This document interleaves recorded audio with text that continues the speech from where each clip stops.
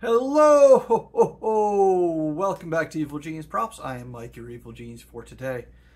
What we're going to go over today are some 3D prints that you can gift, 3D printer props you can gift this time of year. Most of them aren't going to take you super long. They require different varying amounts of finish work, so depending on what it is, you might want to get started. But they're a great gift to give to the film lover in your family, your work, that guy down the street, the mailman, neighbor's kid, whoever. But great excuse to 3D print something and then finish it up, but not have it take up all the space in your house. Anyway, here's our list. We've got 10 of them, and I've got the STL for the files linked in the description below. Let's get started. Prop number one is a lightsaber. Now this one is a pretty good replica of Luke's lightsaber from Return of the Jedi.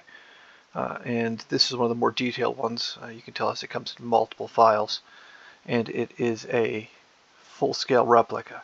Now, with this, you could either, with the lightsaber that is, you could do one like this, where it's pretty good replica, pretty accurate, full size, or if you want to make it for a kid, there's plenty of other ones that have an extendable blade that comes out or are less realistic. This is one of the ones where there's just a ton of opportunities to make it sort of whatever you want. This is just an example of one, but it is a pretty good replica. It's not perfect, but it is a good option to use. Number 2 is the Maltese Falcon. Perhaps one of the greatest MacGuffins in film history, with the story of the actual props being an even greater story than the originals. Just do yourself a favor and do a little bit of research into the story behind the props from these. There's 3 or 4 running around, including one that's just made of lead, and a couple others that don't quite seem to match but look like they're the right time frame. It gets very confusing very quickly. Anyway, this is one of the greatest film props and MacGuffins in film history. And it's a great object to print because it just doesn't have a lot of overhangs or anything that needs supporting very much. There's the beak and the tail feathers back here, but not a whole lot beyond that.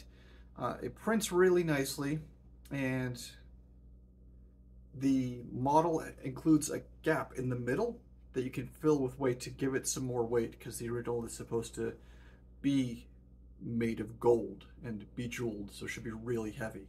And obviously the 3D printed version made out of filament is not going to be that heavy. Prop number 3 is an Iron Man helmet. This is one probably if you wanted it to be the quality that you're seeing here, and you might see other makes of. You would have already needed to start it by now, but it is something you can at least get started with, even if you just print it off and then have the gift giver or gift receiver paint it themselves. But again, multiple pieces, so it shouldn't take you as long to do on your printer. A good quality print, and perfect for sort of the Iron Man fan in your life. And it's a good opportunity, if you look at some of the makes, to be able to add LEDs behind the eyes and really make it sort of glow and be more realistic. But even if you don't do that and just paint it, you get a good quality print out of it. And one that's on my list but I haven't had a chance to do yet, but hoping to do soon. Number 4 is, for all of the Moana fans, the Heart of Teiti.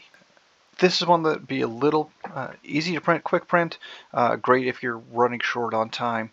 You could print it off relatively quickly and then give it a coat of glow-in-the-dark paint, or paint the whole thing sort of green.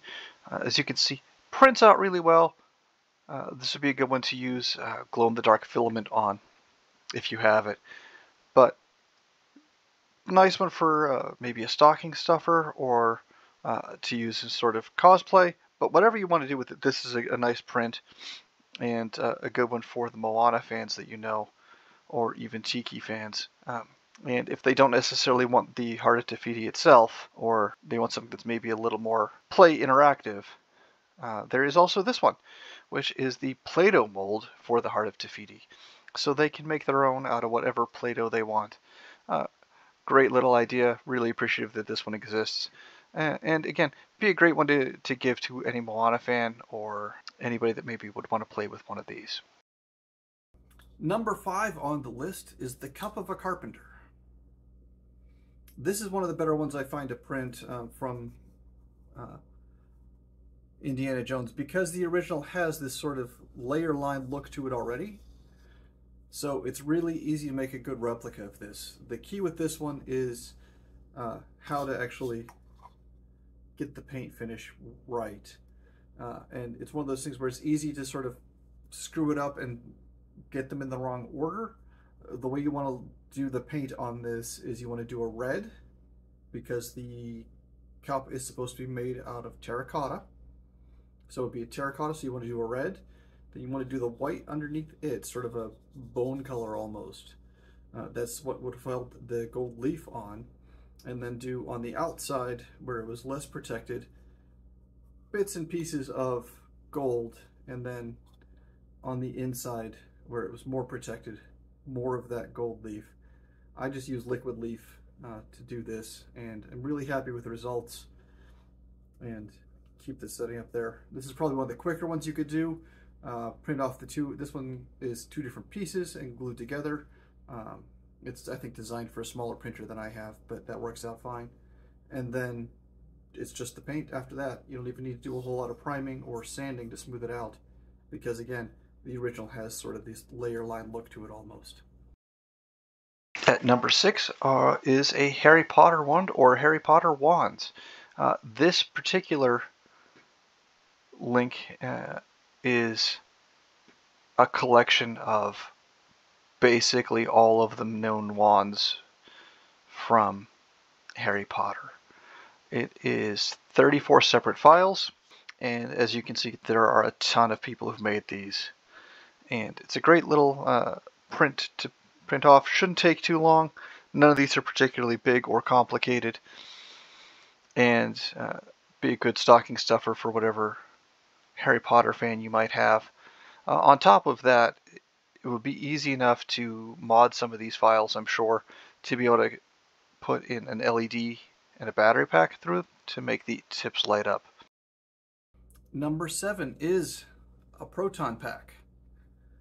If they are a fan of Ghostbusters at all, Proton Pack is never going to go wrong. Now this one is obviously not human size, sadly, but, and I'll never finish the paint job on it, but I'll get there eventually. This is, I believe, 1/6 scale, so it would fit in a equivalent 12-inch action figure, or I know there is a model of the Ecto 1 that's out there that is 12th scale as well. This is a great little print. Lots of detail that even comes through on an FDM printer. And then I just sort of hit the whole thing with a coat of black, and then from there it would just be a case of touching up some spots here and there, or if you really want to get fancy, you can drill out the holes for the lights, and it's as far as you want to go with it. Now you can either just leave it like this. The model STL actually puts it in like a little cloche, a glass jar to keep it protected, and it could be like a desk display. Anyway, neat little Proton Pack print. Happy with the way this one came out. Even again, my printer's not tuned the best, but this is on an FDM printer, and this is how good it came out. A couple little pieces you need to glue on here and there, but nothing too hard. At number 8 is a helmet from Star Wars. In this case, this is from The Mandalorian, Din Djarin's helmet. Even if they're not into The Mandalorian, there are plenty of other Star Wars helmets out there. Darth Vader, Rebel helmets, Stormtroopers.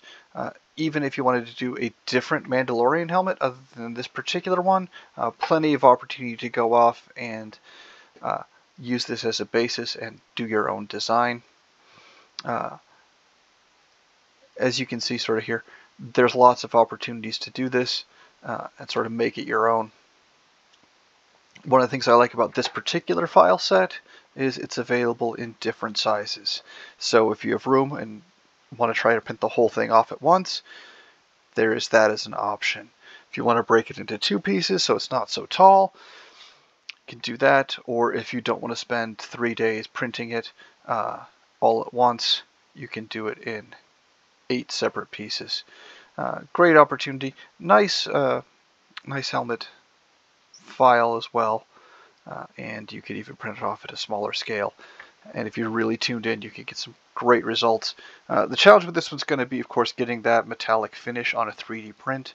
There are ways to do it. They usually end up being pretty expensive and require a lot of work. So you need to have either started this one already or prepare to give this one to be finished off by the recipient. But lots of Star Wars fans would be happy to get a helmet under the tree this year. For number 9, there's a Disney adult in your life somewhere. Whether you want to admit it or not, you know someone who is a Disney adult who already has their next 2 trips to Disney World or Disneyland booked. Can't wait. Their entire wardrobe is Disney. They're a Disney person. It's okay. It happens to everyone. But for those people, I like this. This is, for instance, a replica of the sign outside of Disneyland from Walt's opening speech from when it opened. And great little print, printed out easily. I haven't done any finishing to this other than cleaning up the edges where I had it on a brim. This is another one that I probably need to paint up a little bit and then wipe off the paint to let the gold stand out a little bit more. But just in a gold filament print, no actual additional touch-ups done, and it's a great little plaque. In our family, the Disney person's my wife, and our guest room is the Disney room. So I have this up over the doorway when you go into the Disney room. And again, great little print. And if they're not into this one, or if they're a Disney World person, there are a bunch of these types of things out there. Haunted Mansion's a good one. There's a bunch of those. Just sort of know what they're looking for a Disney sign. But these are a great little print. Easily done. And like I said, this one has no finishing on it. If I wanted to finish it, I would just do sort of a black paint or brown paint on the field and maybe do some touch-ups of gold across the top of the lettering. And back to Star Wars for number 10, and this is a thermal detonator. Infamous from Return of the Jedi, and a great prop that a lot of people are going to recognize, not quite to the level of a lightsaber or an X-Wing or something like that, but people who know are going to instantly know that it's a thermal detonator. Challenge with something like this is going to be getting that proper metallic look to it, or give it to them so they can finish it off. And this one is set up already to be able to put in some LEDs in there if you want to light it up. And even if you don't get the best metallic finish to it, it'll still look great, depending on what you want to do with it. But for the most part, great opportunity to give to somebody as a gift for Christmas, and small enough to who wouldn't want to get a thermal detonator in their stocking. That was our 10. I hope you found something in there that you like, or that you can print. If you have a recommendation, feel free to let us know in the comments. And otherwise, happy making and happy holidays.